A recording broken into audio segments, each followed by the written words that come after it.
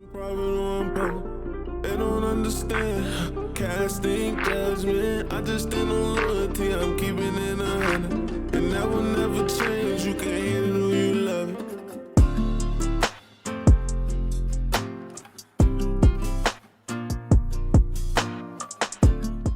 Alright, y'all, what's up? It's your boy Tevin Jamier back at it again with another episode of the Hater or Love It podcast. As you guys can see, I have my boy Deezy Martians back again with another episode. Second time. So you know, he recently released his album. It's been like a month or two, right? 3 months. Yeah, 3 months. You know, Yeah, 2. Yeah, he hit me like 2 weeks ago, saying that we got to do a follow-up episode for the album. I said for sure, because you know, as soon as the album came out, I told you like this thing is fire. We had to get another one in. So before we get started, how are you feeling? Like, how you been, man? I've been good, you know what I mean? Just been maintaining, you feel me? Just dropped the album Marsquiat, Cinco de Mayo, because you know it landed on a Friday, so it was the perfect time to drop an album. Mm-hmm. You know what I mean? Y'all can get lit. Cinco de Mayo, you feel me? Feeling pretty good. Oh, okay. So, you know, I got like 19, 20 questions for you talking about the album. Mm-hmm. Some of them is like, I wanted to know like your experiences making the album. Some of them is like specific lyrics and stuff that I pulled out from it. So let's get into it. So the first question I have is, what's the meaning of the title Marsquiat? Marsquiat stems from the late, great Jean-Michel Basquiat, who was a painter. Mm-hmm. He died when he was 27, it's like 88. And I love his art. It's very abstract. And I looked at my music like abstract rap, progressive rap. And I was like, you know what? I'm just going to name the next one Marsquiat, because the last one was Marsvelli, named after Tupac's alias Machiavelli. Mm-hmm. Yeah, I had a feeling that it was after Basquiat. I didn't know much about him, but like I did look him up after I heard your album, and the funny thing is I literally had like a t-shirt with his artwork on there, and I was like, dang, I didn't even know. So it was cool like seeing that you inspired, you know, the title off of him. Yeah. Now the next question I had is, personally me, I think this is like the first full project I ever heard from you, so this might just be because this is the first full one I heard. Yeah. But this isn't your debut album. I saw that like on your Apple Music page you have like hella projects up on there. Yep. But to me this feels like almost like a debut album or like an introduction. Like, was that the type of feeling you were going for? Nah, not at all, but I get what you say. It does sound like some debut album type shit, but nah, I say this is like my 42nd, 41st project overall. Dang. I've been making shit since I was 14 years old, so this is like my 41st, 42nd project. Okay. It just, the reason, and I was telling my brother this before you got here, the reason it kind of felt like a debut album to me is just like the album starts with your friend talking about like you as a person, as an artist, and I'm like, all right, it's almost like someone else is introducing us to you. And then you spend the whole album basically like rapping about your personal experiences and stuff like that. So it's like we're getting somebody else talking about you, then you're telling us your story, and then it ends with the interview where like you literally are telling your story at the end. Yeah. So like, I don't know, that just might be my personal like interpretation of it, but I just like how it felt like that debut album, like I'm Deezy Martians, I'm introducing you to who I am. It's basically like, to me, it's like a comeback album. Because I dropped Marsvelli last year, and I was gonna work on Marsquiat, like May of 2022, but my laptop fucked up. So I'm like, damn, I don't know what I'm gonna do. So when my cousin started coming around and shit, I used his laptop to record Marsquiat since I couldn't record anymore and shit. But yeah. Okay. So, next one I had is like, what type of space were you in when you were making the album? Like, did you go in with a certain theme, or did you like compile songs together that had like a certain vibe? I took underground rap. It's mostly underground rap with a little bit of the new shit, you know, the trap shit. I only got like 2 or 3 songs that's like the new style, like Mental Health, Fuck 'Em All, and Thotty Too Hottie. But the rest of the other songs, oh yeah, and Reckless. Can't forget about Reckless. Like, Reckless is my shit. Yeah. That beat was banging. Hell yeah. Those 4 songs are like the upbeat type shit, and the rest of the shit is just pure underground. Okay. So, hold on. The only reason I asked that is like, just like what you said, a lot of the album feels very much like underground, a lot of old school samples and stuff like that. Like, when I was playing it for my brother, he kept saying like, oh, he sampled this song, he sampled this song. Yo, this guy got an old soul, like, he sampling this. So yeah, and I'm someone, I like a lot of newer music, but I appreciate a lot of the old stuff. I especially appreciate R&B, and like hearing you sample Torn and then sample wasn't it that Sierra song, Promise? Yeah, hearing you sample those songs, I was like, oh shit, he came through with the R&B samples. So that was a nice little thing. So pretty much for the album, you were going for like a old school type of vibe. Yeah, hell yeah. Yeah, so you were just pretty much bridging the gap between like newer and older music. Yeah, like people coming together and shit, whether you old, young, just like you said, bridging the gap. That's what I wanted to do. It don't have to be just one type of sound. It can just be like, you know, the old school and the new. That's what I represent. Yeah, I definitely felt that listening to this album. So one thing I also noticed is like you had a lot of lyrics about like mental health throughout the album. Yep. How important of a role does like the theme of mental health play into your music? I'm gonna go back to when I was like 17. It played like a huge role in my music. You feel me? Like I had shit about like, you know, heartbreak, whether it's like, you know, a certain friend or a ex-girlfriend. You feel me? And death in the family, death of a friend. I touch a lot about that shit. You know what I mean? It's a really, you know, tough, you know, discussion, tough topic, you know, mental health. Cause I can go on and on and on about mental health. True. Yeah, I just like that you touched on that a lot throughout the album. Like I said, this album felt very personal to me. Like when I listened to it, I felt like I got to know you a little bit more as an artist. Right. So besides mental health, like what other themes did you want to touch on in this album? It's being yourself. Like most of my music is about being yourself. And songs like Thotty Too Hottie, I go after like we talked about this in the last episode. And fun fact, I was going to use a clip of we was talking about state of rap, the female perspective, and then boom, Thotty Too Hottie. That's what it was originally going to be, like a clip from the interview. It was going to turn into Thotty Too Hottie. But anyway, Thotty Too Hottie was basically about like how women like present themselves. Like beginning of the verse, I said back then you used to be daddy's little princess. Now you're going clubbing with your friends in a thin dress. Cause like you used to be innocent. You used to be a little girl. Everybody loved you. Now you all grown up. You doing too much. Like no offense, but it's true. Like. Yeah, when I heard that line the first time I heard it, like I was like, oh, he going for it. But yeah, that was also another one of the songs that I liked on the album. And I see on Apple Music, you know, when the star pops up next to the song, I'm like, all right, so this is one of the hits. I can see that. That's the best part of having your shit on Apple Music. You look for the stars, like which songs people really fuck with. Yeah, I love that shit.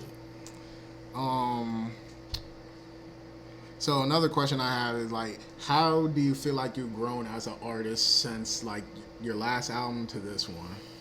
I think I improved a little bit, you know, with production and lyricism, because I feel like each album I get a little bit more better with production and lyricism. Because people think this music shit, like lyricism, it really means a lot in music, especially hip hop. You can't just be going in the studio talking about, oh, put that nigga in the pack. Nah, like you got to be like very, very like, how should I put this? I won't say poetic, but you gotta have good wordplay. You know, I had fucking poetry class my junior year because I thought poetry was all about rhyming. No, it's deeper than rhyming. You know, imagery, similes, hyperboles, all that shit. I'm like, damn. So you took a little bit more of a poetic angle with this album. Pretty much, but like wordplay is like, that's why it's like underground, because my influences, like I said in the last one, you know, Earl, Westside Gun, Makami, like all the underground niggas, and I wanted to take it to that level with Marsquiat.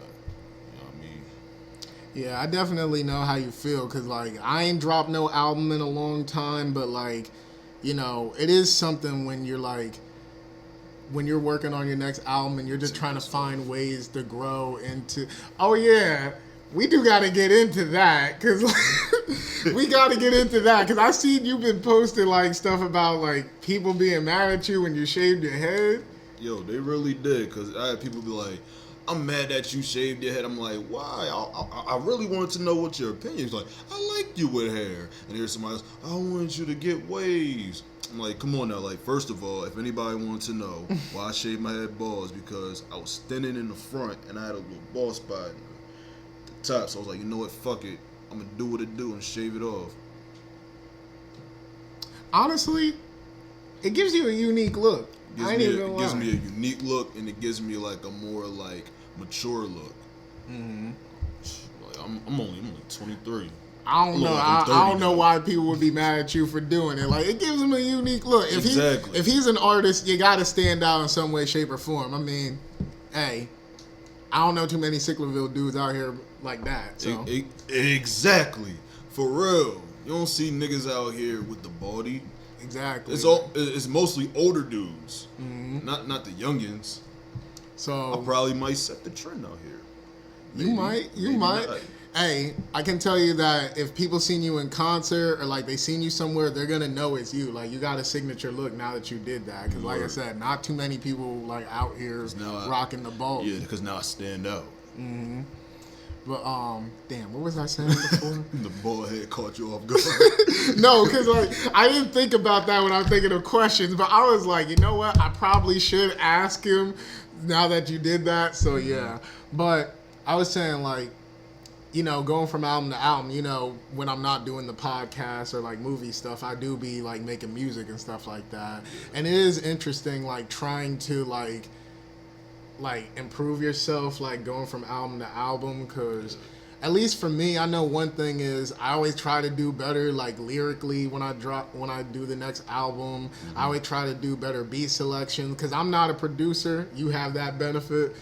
But, you know, I try to pick like beats that, like, all right, I know people are gonna like this one, I know people are gonna like that one, so like, yeah, it is interesting. How do you feel like you've gotten better, like, production wise?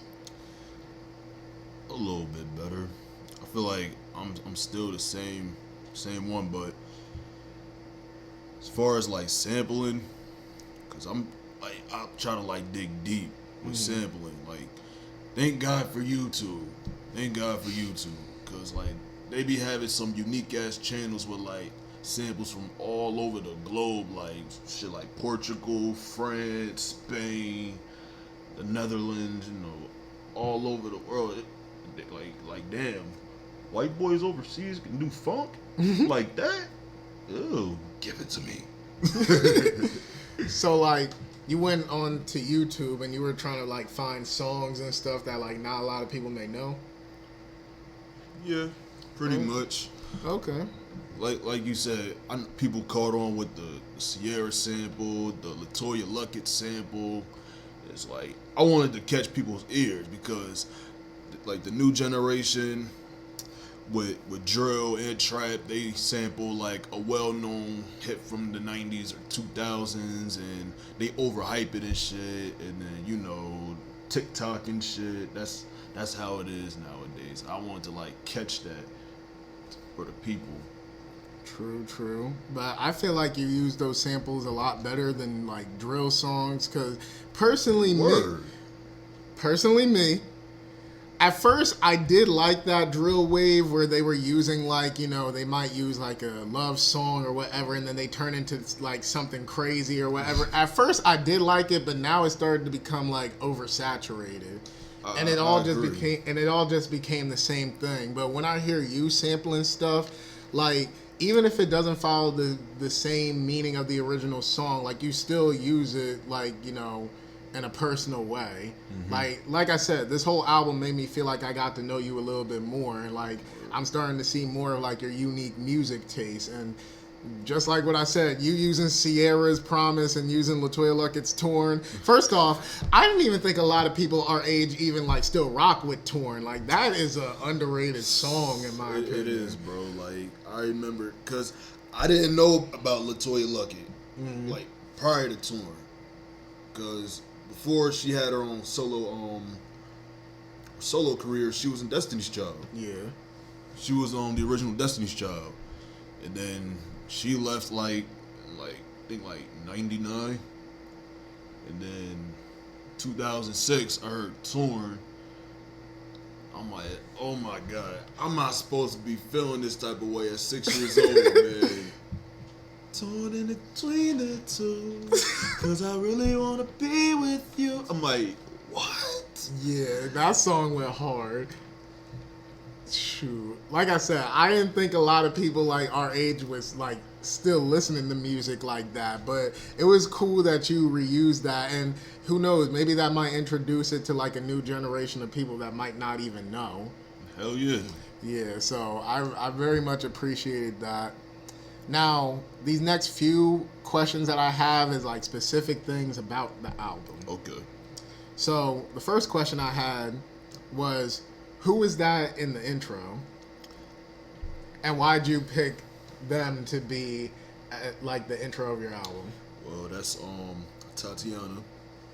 One of my close friends since, I do know Tatiana. Shout out to you. Yeah.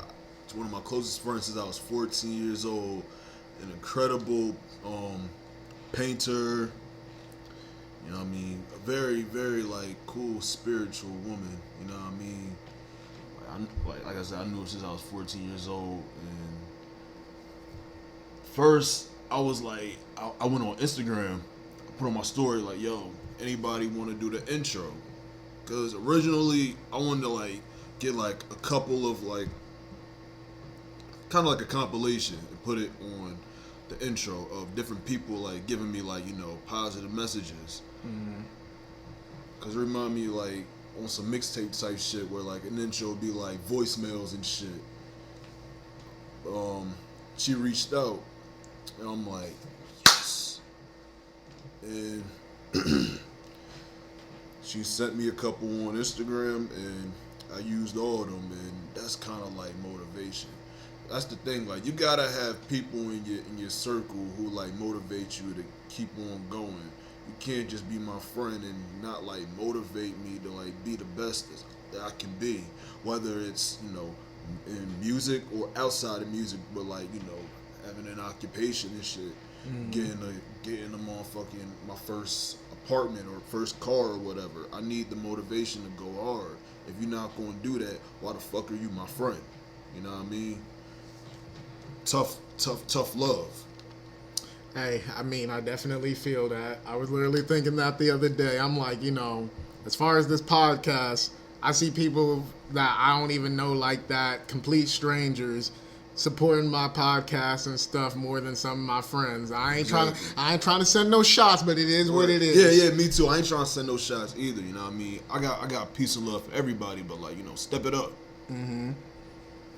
So yeah, that sounds good. So the next question I had is like, what's some of your favorite songs on the album? Enough time has passed.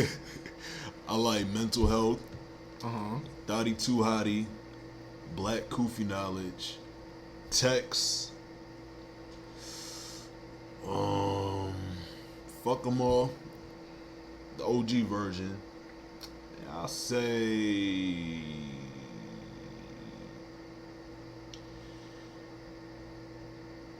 Winter in Brazil. It's funny that you bring up Winter in Brazil because one of my next few questions was actually about that. But before we get to that one, so I know you're also a producer. Yep. You produce every single song on the album? Kinda. I produced like majority of the album, except for Black Kufi Knowledge was produced by me and Ali the Sensei. Dark Skin Guy was produced by Ali the Sensei. Fuck 'em All was produced by me and Joe Severe, and I Can Be was produced by Joe Severe. Okay, so majority of the album you pretty much produce, and then like you co-produce with other Yes. people. So that I was about to say I have a list of like some of my favorite songs production wise, Okay. because you definitely went in with the production on this album. An Old Soul is a Gold Soul. Yes. I like that Hell one. yeah. Thotty Too Hottie, that's another one. Fuck 'em All. Yup. Bahamas, and This Shit Got Me in My Bag interlude. Like the production on those songs went crazy. Yo, it's crazy because somebody told me like 2-3 days ago, because they was listening to it. They sent me a link on Facebook. It was like, yo, should have rapped on it. What? This shit got me in my bag. Oh, see, we're getting this stuff that I had questions for, but hey, look, we can jump around. I was about to ask you, why did you choose not to have anybody rap or sing over This Shit Got Me in My Bag? Because like I'm trying to like be over the whole heartbroken shit, because I already did that in the past with albums like Dark China and shit. I wanted to leave that shit alone and shit. But originally I was going to like do like voice recordings from like way back like 2016, 2017, because sometimes when girls would give me like to be honest and shit. The voice messages from the exes. Oh no, hell no. like cause you remember like back in the day, like girls be doing the to be honest videos, swipe up if you want one, and then this one girl was like, we really don't talk. I see you wander the streets, but you're cool, I guess, and very quiet. I was gonna put that on there, but I was like, nah. You don't know how she would have received it? I mean, if she knew it was her, you know what I mean? But I don't want to like all this commotion and shit. I was like, you know what? I'm just gonna leave it alone. Just let it be like an interlude that'll like make a follow up to Mental Health. Yeah, cause like when I listened to it, I was sitting there wondering like why he ain't got nobody rapping or singing on it. But I like the beat so much that I'm like, all right, like this shit is kind of too beautiful. Personally, me, if I produced it, I probably wouldn't want anybody on it. Like, you know how. Do you be on Twitter like that? Oh, hell yeah. You know how like sometimes people share beats on Twitter and they're like, oh, this is too beautiful to let anybody on it. Like, just let it rock. Like, that's kind of how I felt about that beat. I was like, all right, like, I like this enough to where, like, I can sit back, I can vibe to it, especially how you put, like, the thunder, like, sounds in the background. I wanted to give it that sad type of feel. Because, you know, when you think of rain and thunder, you think of, you know, you're heartbroken. Yeah, so for me, this feels like the type of song. I'm kind of glad you didn't put nobody on it because like I can sit back, vibe, really listen to it, take it all in, and just feel the emotions, feel the vibe of the song. But the next question I had, and this is about the winter in Brazil. And personally, me, I felt this line because like I said, I also rap too. Yep. And in the song, you said this year was a tough year. Never thought I would rap again. Yep. Like, what's the story behind that line? I recorded Winter in Brazil last year. The original beat and original song was called Winter in Mexico. Then I had to do my research before I dropped Marsquiat to see where did the actual sample came from. Turns out it was from Brazil, so I changed it to Winter in Brazil. was winter in Mexico, autumn in Mexico, and I was like, you know what, change it to winter in Brazil. But to answer your question about that line, like I said, my laptop stopped working because, like I said, after Marsavelli, I was going to work on the follow-up. Mm-hmm. And I had a release date for it. It was going to be June 6, 2022, because it was kind of like on some numbers type shit, because Marsavelli dropped February 22nd, 2022, which is 2/22/22. So Marsquiat was going to drop June 6, 2022, 6/6/22. My shit cut off on me, so I'm like, damn, what am I gonna do? I can't make beats, I can't record, so I was fucked up. I was depressed, and on top of that, I was supposed to have an interview like prior to, like, you know, hitting you up for the 8 of the 11 podcast. Mm-hmm.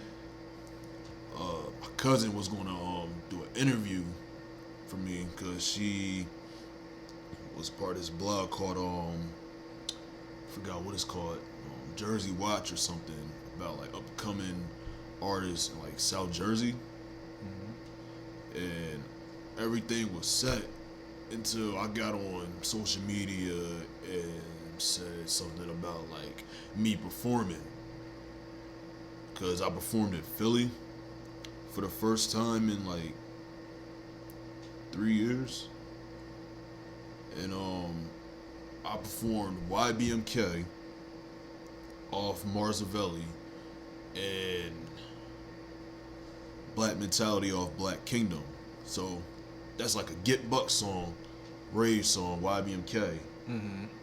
And like a black conscious rap type song, Black Mentality. So if you think about it, everybody getting bucked to YBMK, oh, this shit hard. And then I start talking that real shit, everybody just. And I felt some type of way. I was talking about energies and shit. And then she didn't like that. So she was like, whenever you get your shit together, we can do the interview. It ain't happen. But my cousin gave me a laptop. Couldn't record on it because it's like a Windows, like 7? You know how long ago that shit is. That old ass laptop. Hell yeah, man. It's all like 2010 type shit. So can't record on it, but I can make beats. So when my cousin Ali started coming around and shit with his laptop, I just recorded the Marsquiat album on his laptop.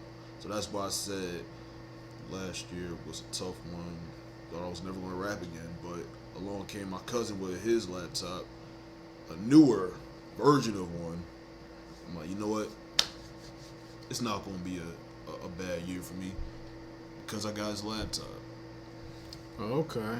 See, the reason that I felt that line a lot, I mean, besides the fact, like I said, I rap too, it's also because, like, you know, that made me think about before I dropped my last album. Which was a good album. Thank you. I was like sitting there, like, so much shit happened to me before I dropped that last album. Mm-hmm. And, you know, I'm not going to get into it because, like, if y'all been watching recently, I've been off that, you know, situation with that person or whatever. But I had problems with multiple people. Of course, the pandemic. And then, like, so much happened in, like, 2020 and 2021 to me. And partly even a little bit of 2022. So I was just like, damn, this album, I don't know how it's going to... Because if you heard the album, like, the first... Like, when I first originally came up with the Prodigy album, like, at first it was just going to be an EP full of, like, straight bangers. Right. Then so much shit kept happening to me, I was like, all right, there is no way, like, I can just make this a fully happy album. Like, some sad songs is about to go in this bitch. Like, the Heart on Ice version, yo, the album version, because I made a single version and an album version. Okay. Yeah, the album version is definitely a lot sadder than the single version. Then you had, like, my intro where I was also talking about, like, some, like, somewhat sad shit. So, yeah, like, I felt it when you said that in the song, because I was just like, damn, like, someone that also makes music, I can personally, like, understand how you feel. Because, like, at some points, shit, life just gets so real. You just be like, look, I don't even know if I feel like recording today or something. So, the next question I have is, do you have any interesting stories like during the development of the album? Like any songs that like you had an idea for, but then somebody was like, nah, do this, or like, you know, something happened that made you change directions? Like, you have any interesting stories? Working on Marsquiat was a fun experience, you know what I mean? Because, like I said, most of the time my cousin Ali was with me, recorded in my bedroom. It's like some nights it'd be like a party, you know what I mean? Weed be involved, liquor, and fun fact, I recorded Mental Health, my verse for Mental Health, like 3 a.m. off tequila and weed, and I'm like, yeah, this is sad. It's a sad setting. I'm drunk rapping about mental health, and I recorded Freak Hub too, drunk.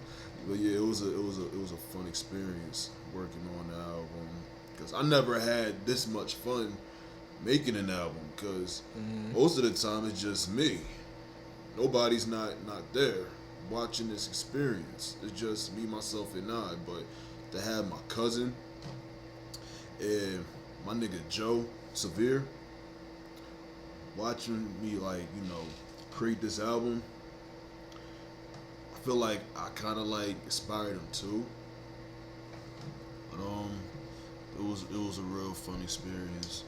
Nah, I know what you mean, cause like, I don't know, like recording by yourself and then recording around different people, like you kind of feel that energy. Yeah. It's a lot more fun of a vibe. Like when me and my friends used to sneak into rowing, like before we actually became college dudes, like we would sneak into the dorms, find like an empty dorm room, and just like rap and just like create the mixtapes. And like you got college students being like, yo, y'all rap? Do y'all even go here? Nah, we teenagers. Y'all teenagers, y'all sneaking.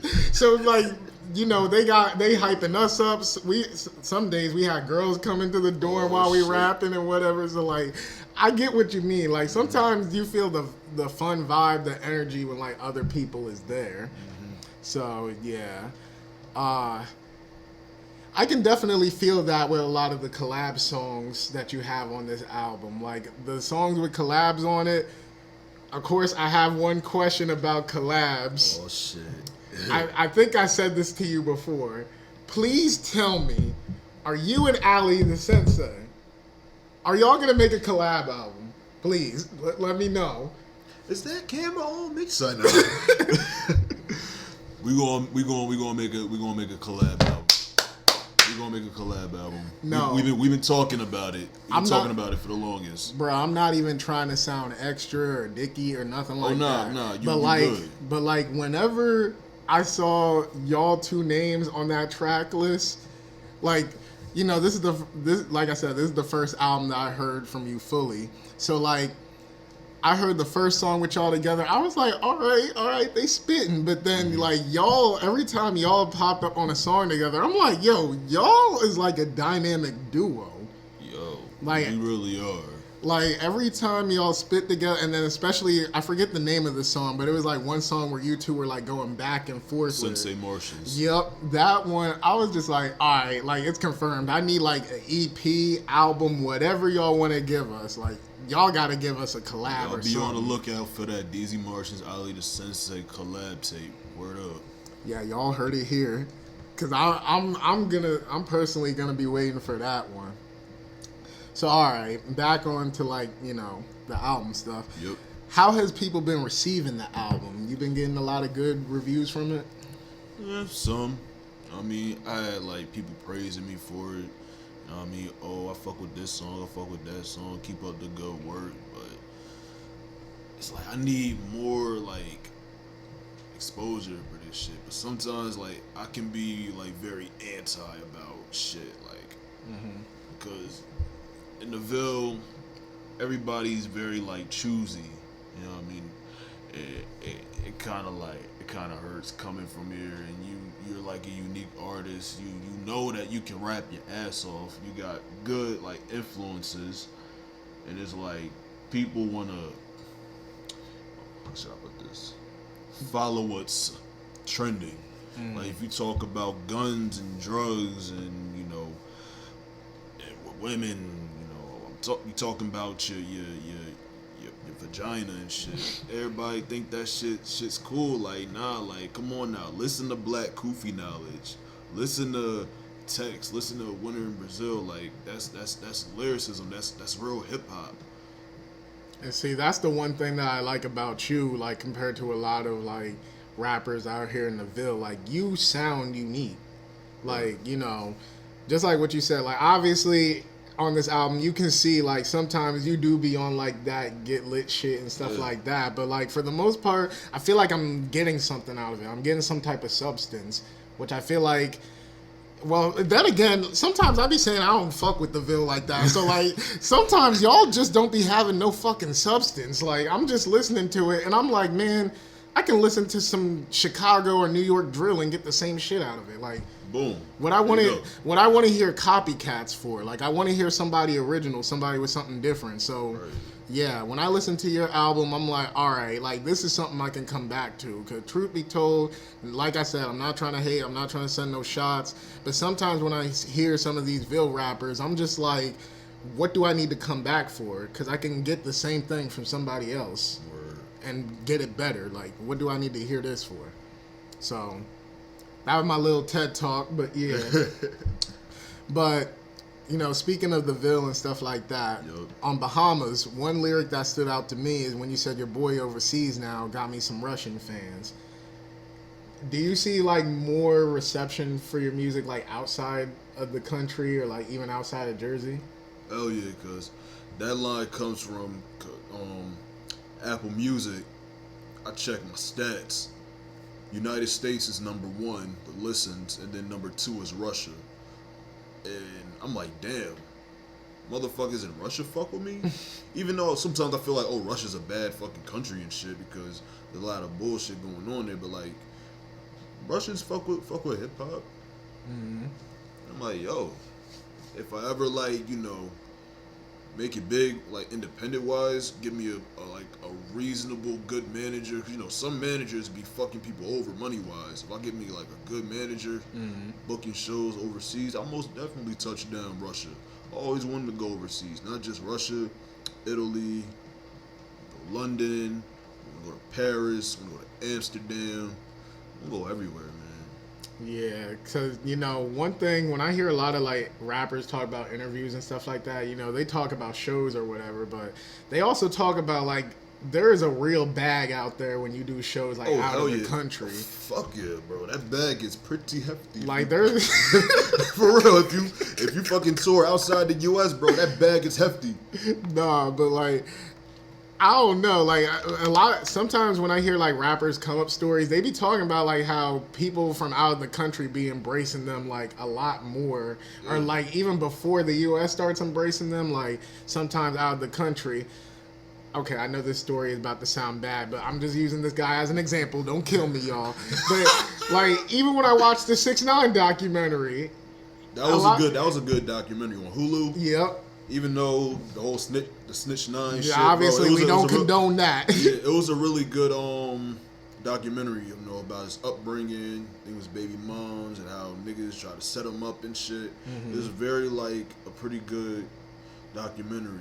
Yeah, Hulu be going in with their documentaries, especially the X one. Yeah, the X. Yeah, like, that one. I waited motherfucking 3-4 years bro, for that I thought shit. we were never gonna get that shit. Exactly. So I'm thinking like every motherfucking death anniversary or birthday that passed of his is like, can I get a trailer, please? Where's the trailer? Like exactly. Some information. Like, can we get anything? And then just out of nowhere, boom, it's releasing this date. So like, I was so hyped when they announced that. But I feel like they took so long because his son was born and they need like footage of him, and they needed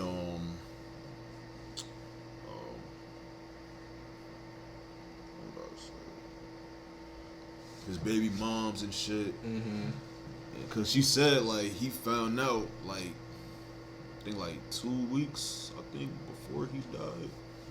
which is crazy. And you know, that one scene where like they said like he was going out to eat with somebody on his team. I forget who it was. Oh, it was and it was the CEO of Empire. Yeah, and he was like, I know you're gonna be a good dad, and he's like, I'm not gonna, like, something like that. Like, I'm not gonna make it to see like when 21 or some shit. When he said that shit, like, that gave me chills, especially like, you know, we're 3 to 4 years after his death, and like hearing that story, I'm like, oh shit, like very eerie. Like that's why like when I watch these documentaries about deceased artists and then someone closer to them be saying like, oh, they said something like, oh, I'm not gonna make it past this age, or I feel like something's after me and shit. I'm like, yo.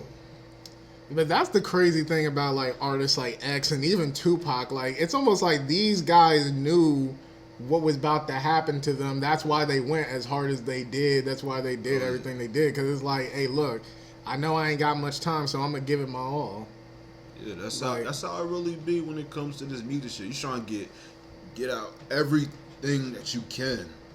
That's what I'm not trying to like predict death or anything. It's like I got so much shit I want to do besides music, you know, clothing, art. I just want to do it all before, you know, it's time for me to go. Well, now that you brought that up, before we get back to like the album questions, like, what's up with the clothing line? Marziano, excuse me. Marziano the clothing. Still coming soon. I know. It's gonna be like a real tough thing to do because I never did clothes before, like actually like pressing shit and doing all this shipping, because like I know people who like be like stressed the fuck out doing this shit because it's really like a business. Because you know when you run your own shit, you know it's hard, it's tough. Cause you know there's people all over the country that wanna like fuck with your shit, and you gotta like know like each state shipping and shit. Cause I shipped clothes before with Depop. Remember, you know what Depop is, right? Yeah. They fucking kicked me the fuck out. What, they banned you? Yeah. Because, I didn't even know you could get banned from Depop. So I'm telling on myself. But what happened was, I was gonna sell my fucking my Miseducation of Lauryn Hill on vinyl for like $50. Someone out in the UK wanted to buy it, and then when I went to the post office, the lady who worked there, black lady, she's like, "You really want to sell this? You don't want to sell this." And I thought about it. I'm like, yeah, this is a good record right here. This shit, classic album. Her only album that she put out to date. Like, nah, and this shit went diamond. Nah, I can't get rid of it. And I was supposed to like refund the person's money, and they reported me, and I got kicked the fuck out. Even though I fucking deleted my account, I tried to get back on there. It's like, nope. Damn. But I mean, hey, I don't know why they would report you. You did give them the refund back, so I don't know. I was supposed to like give him the money back, but I didn't. Oh, what, he reported you before you were able to do it? I was thinking about it, but I was like, damn, I don't know. That show you that motherfuckers would really think that they'll scam you. I want to say I scammed the motherfucker. I don't know. But as far as the clothing line, yeah, definitely let me know. I'll definitely, you know, drop some money for it. I mean, I am a little bit of a shopaholic, but like, you know, I'll support you. Any release window or something like that? Supposed to be working on these teas this summer. Okay. Because got like sort of a deal at the store. Oh, you working with people? I want to say that, like, I'll get like 20 teas for this amount for starters. See how this go. So hopefully people would like actually buy my shit. If you like my music, buy the merch. So, you know, when that comes out, I'll definitely tell y'all, and I'll definitely tell the rest of my people to check it out. Hell yeah. So, all right. Now, the last question that I have about like the album itself, why'd you choose our last interview as the outro to the album? It's memorable to me. The interview is very memorable to me because it's my first ever like on camera interview. You know what I mean? And it was like, yo, this is it for me. I've been waiting for this moment my whole life. Because prior to that, you know, the whole interview with my cousin didn't work out. And prior to that shit, I was supposed to get an interview with, I'm not gonna say his name because it's still fucked up. But a famous DJ's son wanted to interview me, but he ended up scamming a nigga. So that hurt. So when I got in contact with you to do the interview, I was like, and you accepted it. I was like, yes. And I wanted people like to like get to know like shit about me if they didn't like listen or watch the interview. Put it in the album. It's kind of like, I feel like Marsquiat's a movie. You got Tatiana doing the introduction, like, you know what I mean? You're my friend. Don't ever give up. I love you. Then the outro, we over here talking about like my upbringing, who are my influences, what are my favorite albums, what I think about Kanye, you know, shit like that, and then it fades out. It's like a movie, but I chose the interview because it's very like memorable. Like if I ever make it, I'm gonna be like, yo, shout out to Tev for giving me my first fucking interview. Only motherfucker that really like actually gave a fuck to do something with me. You know what I mean? All love, man. Mm-hmm. And you know what? You have the most plays out of all my episodes. You know that? Yeah, I be watching, bro. Like over like 200 now. Like YouTube, Spotify, Apple Podcasts, even I use this app called Spreaker to put like the podcasts everywhere. Like even on Spreaker, like everywhere you look, you are the number one episode. So yeah, and especially after that story, yeah, you deserve it. I didn't even know I was your first interview or anything like that. I thought you already had some out. No, it's the first one, numero uno. Well, I'm glad to be part of history, bro. Hell yeah. And then even to make the album, like when I saw the track list and I saw interview, like I said, I thought you had interviews before, so I didn't know if that was me. But when I heard it, I was like, oh shit. I was like, oh shit. I ain't rap, I ain't do nothing, but I still made the album. So yeah, that was definitely a moment for me. I definitely appreciated that. Oh yeah. So okay. Now, you know, personally, this is a trend in music that I kind of find annoying, but since I fuck with you, I would be fine if you did this. I was gonna ask you, are you going to do like a deluxe version of this album? I might, because I already did a deluxe version of Dark China, which is only on Spotify and I think Amazon Music, because I tried to put it on Apple Music, but they wouldn't let me, so... What, like sample issues or something? I don't know. I really don't know.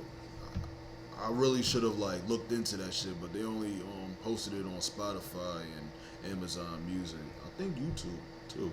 But because the Dark China Deluxe was instrumentals and original versions of songs and like an acoustic version of the title track. Mm-hmm. But maybe I'll do a deluxe edition of Marsquiat. We'll get the instrumentals and shit.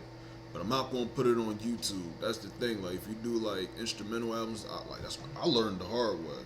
It's not like something happened. I thought about it because I had Random Beats 4 and Random Beats 5. What, people were downloading your beats and rapping on them? No, like I had that motherfucking thought. Like people would like go on YouTube and rip it off YouTube and shit. Yeah. That's why I wanted to be on streaming platforms, not YouTube. So if I do a deluxe edition of Marsquiat, you're only getting it on all the platforms except for YouTube. Because if you rip my shit, I'm gonna sue your motherfucking ass. So nah. Hey, that's what you should do. No, but I feel that because like after my last album, I learned I'm never dropping another album on like through YouTube again. Yeah. Because the bullshit.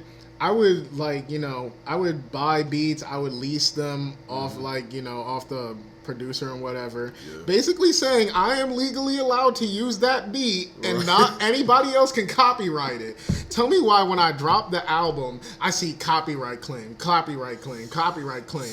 None of them are from the producers. It's all other people that also leased that beat. Nobody buyed out the beat outright.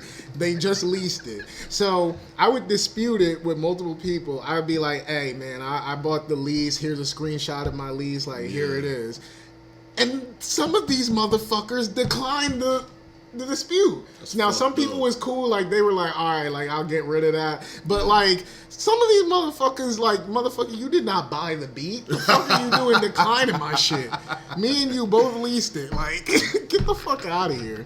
So yeah, like I definitely feel you. No more YouTube releases. If y'all like my music, y'all gotta go to streaming services. Yeah. Don't blame me. Blame those other stingy motherfuckers that want to steal beats. That wanna take from the creative people.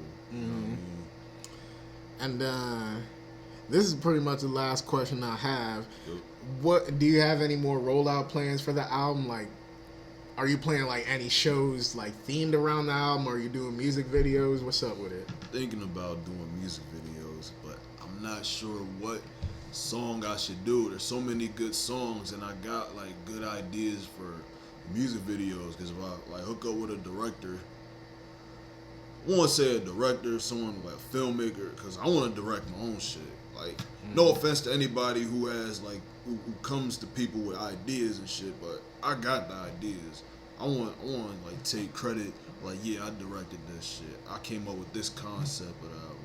But if I ever do, well, me and my boy Al, we're in our filmmaking bag. So if you ever need something, hey, maybe all three of us could connect. Oh yeah, because I was thinking about doing like a little documentary or like a music video. I go to my old neighborhood and I try to like ask the person who lives in my old apartment if I could like go in there and just like look around and be like, damn, oh, that's where we used to have, Thanksgiving at. That's where the Christmas tree used to be at. Oh shit, let me check out my old bedroom type shit. Mm-hmm. Cause I seen documentaries like that where like rappers go to their old neighborhood and just like talking about certain things that went down and shit, reminiscing about things. That's where I want to go. So okay. Now, well, you already said you don't know which songs you want to do music videos to. Oh yeah. I said I might want to do Thotty Too Hotty, or I want to do maybe something with Ali. If you do anything like that, I would like to be involved. Yes, sir. But so you doing any like future shows like based around the album or something like that? Nah, no future shows right now. I did do a show out in New York in April, a month prior to me dropping Marsquiat, and I did a couple songs off the album, and people fucked with it. I can't believe I went to fucking New York. I've been to New York before, like Manhattan, but be in Long Island, New York, performing, it's like, damn, and that 3-hour fucking car ride was worth it. I love how like people embrace me and shit. Got a lot of love in New York. Hell yeah. Cause I'm not gonna lie, like listening to some of the songs on this album, you kind of give off a little bit of a New York vibe. But what's crazy, after I performed, some dude was like, "Yo, your shit give me Dipset vibes." I'm trying to think, like, do it? I don't hear it, but appreciate it, my G. Like, I don't know. When I listened to the album, I was like, if I didn't know this dude, like, if I didn't know him, I would honestly think I'm listening to somebody from New York or like someone from around that area. Like, you don't come off like you from Jersey, and that's really? That's not a bad thing. Oh shit! Because somebody thought I was from New York because I was at work, and this little dude, I think he was like about like 10, 12 years old. He's like, yo, you from New York? Why? Because I sound like Pop? Yeah. Yeah, that's partly why. that might be a little bit of a reason why. Like, New York dudes do be having the type of voice you have. Word. But hey, that's a good thing. Like, you know, Pop was really, you know, known for his voice. You got a unique voice. You got the unique look now. Like, hey. Sir. So, yeah, you're definitely going to stand out. Especially, like, if you decide to do music videos and stuff like that. Yeah. Mm-hmm. So... all right, that was about all the questions I had. You got anything else you want to say? Anything I got else to say? Be on the lookout for more music. You know what I mean? Up and coming projects. Deezy Martians 4. Okay. Ali the Sensei and Deezy Martians collab tape.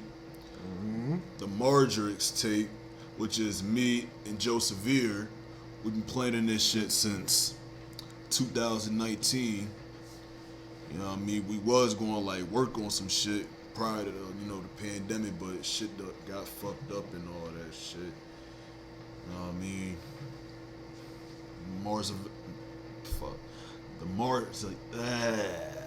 Tongue twisted and shit. Marziano clothing coming too. You know what I mean? Be on the lookout for that. Got some incredible pieces. I don't even consider it like clothes. I consider clothes like art, you know, pieces.